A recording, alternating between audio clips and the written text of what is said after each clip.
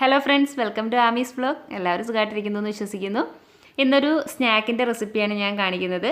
Fried milk അല്ലെങ്കിൽ പൊരിച്ച പാല്. ശരിക്കും ഉള്ളിലൊരു പാലിൻ്റെ ഫില്ലിങ് വെച്ചിട്ട് ഫ്രൈ ചെയ്തെടുക്കുന്ന ഒരു മധുരമുള്ള സ്നാക്കാണ്. അപ്പോൾ ഇതെങ്ങനെയാണ് ഉണ്ടാക്കുന്നതെന്ന് നോക്കുന്നതിന് മുന്നേ ആയിട്ട് നിങ്ങൾ എൻ്റെ ചാനൽ ഇതുവരെയും സബ്സ്ക്രൈബ് ചെയ്തിട്ടില്ല എന്നുണ്ടെങ്കിൽ പ്ലീസ് ഒന്ന് സബ്സ്ക്രൈബ് ചെയ്യുക. ആ ബെല്ലൈക്കൺ കൂടി ക്ലിക്ക് ചെയ്താൽ മാത്രമേ നോട്ടിഫിക്കേഷൻസ് എല്ലാം അപ്പോൾ കിട്ടുകയുള്ളൂ. അപ്പോൾ ഫസ്റ്റ് തന്നെ നമുക്ക് വേണ്ടത് ഇതുപോലൊരു ട്രേ എടുക്കുക. ആ ട്രേയിലേക്ക് നമുക്ക് കുറച്ച് എണ്ണ ഒഴിച്ച് നന്നായിട്ടൊന്ന് ഗ്രീസ് ചെയ്ത് വെക്കണം. കാരണം നമ്മൾ കുക്കിംഗ് സ്റ്റാർട്ട് ചെയ്ത് കഴിഞ്ഞിട്ട് അല്ലെങ്കിൽ കുക്ക് ചെയ്ത് കഴിഞ്ഞിട്ട് ഇത് ഗ്രീസ് ചെയ്യാൻ നിന്ന് കഴിഞ്ഞാൽ നമ്മൾ കുക്ക് ചെയ്തെടുക്കുന്നത് തണുത്ത് കട്ടിയായി പോവും. അപ്പോൾ ചൂടോടുകൂടി തന്നെ നമുക്ക് ഇതിലേക്ക് ഒഴിക്കുന്നതിന് വേണ്ടിയിട്ടാണ് നമ്മൾ ആദ്യം പാത്രം ഗ്രീസ് ചെയ്ത് വെക്കുന്നത്. അതിന് ശേഷം മാത്രം നമുക്ക് കുക്കിംഗ് സ്റ്റാർട്ട് ചെയ്യാം. അപ്പോൾ ഒരു നോൺ സ്റ്റിക്ക് പാത്രം എടുക്കുന്നതായിരിക്കും നല്ലത്. അപ്പോൾ നമ്മളിപ്പോൾ തീ ഓൺ ആക്കിയിട്ടില്ല. ആദ്യം ഇതൊന്ന് മിക്സ് ചെയ്ത് എടുത്തിട്ട് മാത്രം തീ ഓൺ ആക്കാം. അതിലേക്ക് 1/2 കപ്പ് കോൺഫ്ലോറും 1/2 കപ്പ് പഞ്ചസാര ഇട്ട് കൊടുത്തിട്ടുണ്ട്. പിന്നെ 2 കപ്പ് പാലും. അപ്പോൾ 2 കപ്പ് പാലിന് 1/2 കപ്പ് കോൺഫ്ലോറും 1/2 കപ്പ് പഞ്ചസാരയാണ് വേണ്ടത്. അപ്പോൾ ഇതൊന്ന് ഒഴിച്ചിട്ട് നന്നായിട്ടൊന്ന് മിക്സ് ചെയ്തെടുക്കണം. നോൺ സ്റ്റിക്ക് പാത്രം തന്നെ ആയിരിക്കും യൂസ് ചെയ്യുന്നത് നല്ലത്. അല്ലാതെ പാത്രത്തിലാകുമ്പം കുറച്ചൊന്ന് ബുദ്ധിമുട്ടായിരിക്കും. ഇതൊന്ന് നന്നായിട്ട് ഇളക്കി ആ ഒരു പഞ്ചസാര നന്നായിട്ട് മെൽറ്റായി വരുന്നവരൊന്ന് ഇളക്കി കൊടുക്കാം. ആ കോൺഫ്ലോറൊക്കെ ഒട്ടും കട്ടയില്ലാതെ കലങ്ങി കിട്ടണം. അതേപോലെ പഞ്ചസാരയും നന്നായിട്ട് മെൽറ്റായി കിട്ടണം. അത്രയും ആയിക്കഴിഞ്ഞാൽ നമുക്കിത് കുക്ക് ചെയ്യാൻ സ്റ്റാർട്ട് ചെയ്യാം. തീ ഓൺ ആക്കിയിട്ട് തിളപ്പിച്ച് തുടങ്ങാം. അപ്പോൾ നന്നായിട്ട് മെൽറ്റ് ആയിട്ടുണ്ട്. ഇനി നമുക്ക് കുക്ക് ചെയ്യാം.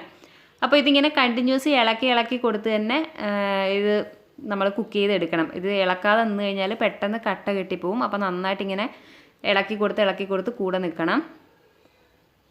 നമുക്കിതിലേക്ക് വേറെ ഏതെങ്കിലും ഒരു ഫ്ലേവർ വേണമെന്നുണ്ടെങ്കിൽ വനില എസൻസോ അതല്ലാന്നുണ്ടെങ്കിൽ ഏലക്കയുടെ പൗഡറോ ഒക്കെ ചേർത്ത് കൊടുക്കാം. അത് ഓരോരുത്തരുടെ ടേസ്റ്റ് അനുസരിച്ചിട്ട് ചെയ്യാം. പക്ഷേ ഈ പാലിൻ്റെ തന്നെ ഫ്ലേവറിൽ ഇരിക്കുന്നതാണ് കുറച്ച് നല്ലത്. അപ്പോൾ ഞാനിതിൽ പ്രത്യേകിച്ച് വേറെ ഒന്നും ചേർക്കുന്നില്ല. ഏലക്കാപ്പൊടിയൊന്നും ചേർക്കുന്നില്ല. ഇങ്ങനെ തന്നെ കുറുക്കിയെടുക്കുകയാണ്. അപ്പോൾ ഇങ്ങനെ കണ്ടിന്യൂസ് ഇളക്കി കൊടുത്ത് നന്നായിട്ടൊന്ന് കുറുക്കിയെടുക്കണം. ഇപ്പോൾ തിക്കായി വന്ന് തുടങ്ങിയിട്ടുണ്ട്. കുറച്ചുകൂടെ കുറുകി വരണം. നോൺ സ്റ്റിക്ക് അല്ലാത്ത പാത്രമാണെങ്കിൽ പെട്ടെന്ന് അടി പിടിക്കുകയും സൈഡിൽ പിടിക്കുകയൊക്കെ ചെയ്യും. നോൺ സ്റ്റിക്ക് ആകുമ്പോൾ വലിയ കുഴപ്പമില്ലാതെ നമുക്ക് ഇളക്കിയെടുക്കാൻ പറ്റും. അപ്പോൾ നന്നായിട്ട് കുറുകിയിട്ടുണ്ട്. കുറച്ചും കൂടി ഒന്ന് ആവണം. കുറച്ചുകൂടി ഒന്ന് തിക്കായ ശേഷം വേണം നമുക്ക് തീ ഓഫ് ചെയ്യാൻ.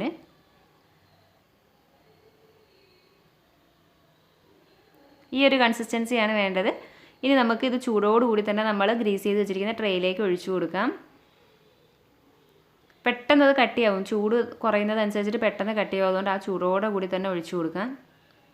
ഇത് ഒന്ന് ചൂട് മാറിയ ശേഷം നന്നായി ഫ്രിഡ്ജിൽ വെച്ചിട്ട് ഒരു 1.5-2 മണിക്കൂർ ഒന്ന് തണുപ്പിച്ചെടുക്കണം. നല്ലതുപോലെ ചൂട് മാറാൻ വെയിറ്റ് ചെയ്യണം. എന്നിട്ട് ഒരു 1.5-2 മണിക്കൂറോളം ഒന്ന് ഫ്രിഡ്ജിൽ വെച്ചൊന്ന് സെറ്റാകാൻ വെക്കണം. ഫ്രീസറിലൊന്നും വെക്കണ്ട, ജസ്റ്റ് താഴെ വെച്ചാൽ മതി. ജസ്റ്റ് ഒന്ന് സെറ്റായി കിട്ടിയാൽ മതി. ഇതിപ്പോൾ ഞാൻ 1.5 മണിക്കൂർ ഫ്രിഡ്ജിൽ വെച്ചിട്ട് എടുത്തതാണ്. സൈഡൊക്കെ പെട്ടെന്ന് വിട്ട് കിട്ടുന്നുണ്ട്. നല്ല ജെല്ലി പോലെയാണ് ഇരിക്കുന്നത്. നമുക്കിത് തട്ടിയിടാം പാത്രത്തിലോട്ട്.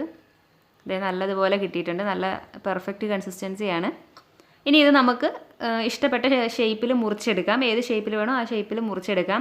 അപ്പോൾ ഞാൻ ഒരുപാട് വലിയ പീസാണെങ്കിൽ ഇങ്ങനെ ജെല്ലി പോലെ ഇരിക്കുന്നതുകൊണ്ട് പൊട്ടിപ്പോവും പെട്ടെന്ന്. അപ്പോൾ ഞാനിത് ചെറിയ സ്ക്വയറായിട്ട് മുറിച്ചെടുക്കുകയാണ്. നമുക്ക് നീളത്തിന് വേണമെന്നുണ്ടെങ്കിൽ നീളത്തിന് എടുക്കാം. പക്ഷേ അതാകുമ്പോൾ നമുക്ക് ഹാൻഡിൽ ചെയ്യാൻ കുറച്ച് ബുദ്ധിമുട്ടായിരിക്കും. പെട്ടെന്ന് പൊട്ടിപ്പോവും. ഇങ്ങനെ ഗുളുകുളാ കിടക്കുന്ന ഒരു സാധനം ആയതുകൊണ്ട് പെട്ടെന്ന് പൊട്ടിപ്പോവും. അപ്പം ചെറിയ പീസായിട്ട് എടുക്കുന്നതായിരിക്കും നല്ലത്. ഞാനിത് സ്ക്വയർ പീസായിട്ടാണ് കട്ട് ചെയ്തെടുക്കാൻ പോകുന്നത്. അപ്പോൾ ഞാനെല്ലാം കട്ട് ചെയ്ത് വെച്ചിട്ടുണ്ട്. ഇനി വേണ്ടത് ഒരു പാത്രത്തിലേക്ക് 1/2 കപ്പ് മൈദാമാവ് ചേർക്കാം.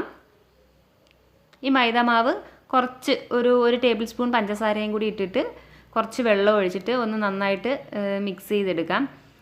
അപ്പോൾ നമ്മൾ സാധാരണ കട്ട്ലറ്റൊക്കെ ഡിപ്പ് ചെയ്തെടുത്തിട്ട് ഫ്രൈ ചെയ്യാൻ ഉപയോഗിക്കുന്ന കണക്ക് ഒരു പേസ്റ്റ് ഉണ്ടാക്കി എടുക്കാനാണ്.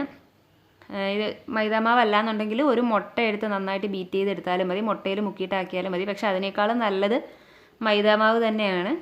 അപ്പോൾ മൈദാമാവ് നല്ലതുപോലെ ഒന്ന് ലൂസായിട്ട് കലക്കിയെടുക്കണം. നമുക്ക് ആ ഓരോ പീസും ഈ മൈദാമാവിൽ ഡിപ്പ് ചെയ്തിട്ട് വേണം ഫ്രൈ ചെയ്തെടുക്കാൻ.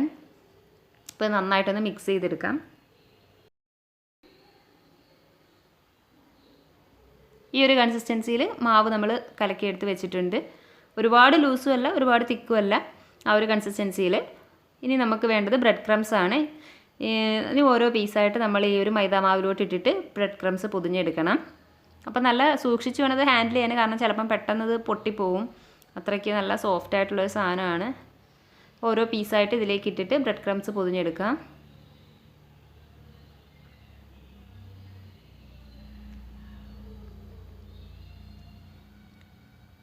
ഇതുപോലെ നമുക്ക് എല്ലാ പീസസും ചെയ്തെടുക്കാം.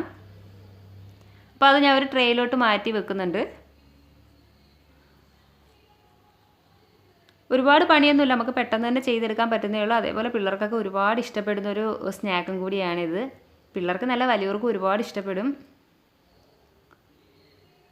അങ്ങനെ എല്ലാ പീസസും നമ്മൾ ഇതുപോലെ ബ്രെഡ് ക്രംസ് പൊതിഞ്ഞെടുത്ത് വെച്ചിട്ട് നമ്മൾ ഓയിൽ ചൂടാകാൻ വെക്കുന്ന ഒരു ടൈം ഉണ്ടല്ലോ, ഇത് ഫ്രൈ ചെയ്തെടുക്കാൻ വേണ്ടിയിട്ടുള്ള ഓയിൽ ചൂടാകാൻ വെക്കുന്ന ഒരു ടൈം, അതായത് ഒരു 10 മിനിറ്റ് 10-15 മിനിറ്റ് ജസ്റ്റ് ഇതൊന്ന് ഫ്രീസറിൽ വെച്ച് ഒന്നും കൂടെ ഒന്ന് സെറ്റാക്കി എടുക്കുന്നത് നല്ലതായിരിക്കും. അപ്പോൾ ഇത് ഇത്രയും ആക്കിയിട്ട് ഞാനിത് ജസ്റ്റ് ഒന്ന് ഫ്രീസറിലോട്ട് വെക്കുകയാണ്. ആ സമയം കൊണ്ട് എണ്ണയും ചൂടാക്കി എടുക്കാം. എണ്ണ ഇപ്പോൾ നന്നായിട്ട് ചൂടായിട്ടുണ്ട്. അതിലേക്ക് ഞാൻ ഓരോന്നോരോന്ന് ഇട്ട് കൊടുക്കുകയാണ്. അപ്പോൾ ഒരുപാട് നല്ല ഓവർ ചൂടിലിരിക്കരുത്, ഒരു മീഡിയം ഇതിലിരുന്നാൽ മതി, ചൂടിലിരുന്നാൽ മതി. ഒരുപാട് ചൂടിലിരിക്കുകയാണെങ്കിൽ ബ്രെഡ് ക്രംസ് പെട്ടെന്ന് കരിഞ്ഞു പോകും. അപ്പോൾ ഒരു മീഡിയം ഇതിൽ വെച്ചിട്ട് നമുക്കിത് നന്നായിട്ടൊരു ഗോൾഡൻ ബ്രൗൺ നിറമാകുന്നത് വരെ ഫ്രൈ ചെയ്തെടുക്കാം. മറിച്ചിടുമ്പോഴൊക്കെ നന്നായിട്ട് സൂക്ഷിക്കണം, ഇല്ലെങ്കിൽ പെട്ടെന്ന് അത് പൊട്ടിപ്പോവും. അപ്പോൾ ഒന്ന് സൂക്ഷിച്ചൊന്ന് മറിച്ചിടുക.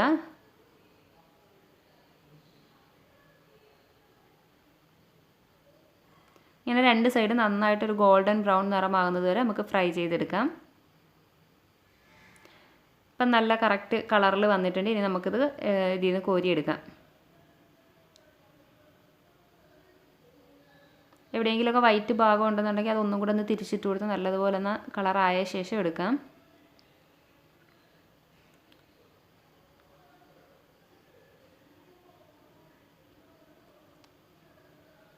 ജസ്റ്റ് നമ്മളിത് എടുത്തിട്ട് ഒരു ടിഷ്യൂ പേപ്പറിൽ കുറച്ച് നേരം വെച്ചാൽ ആ എണ്ണയെല്ലാം അങ്ങ് പോയി കിട്ടും. നല്ല ക്രിസ്പി ആയിട്ടാണ് ഇരിക്കുന്നത് പുറം ഭാഗം, എന്നാൽ അകം ഭാഗം നല്ല സോഫ്റ്റ് ആയിട്ടാണ് ഇരിക്കുന്നത്.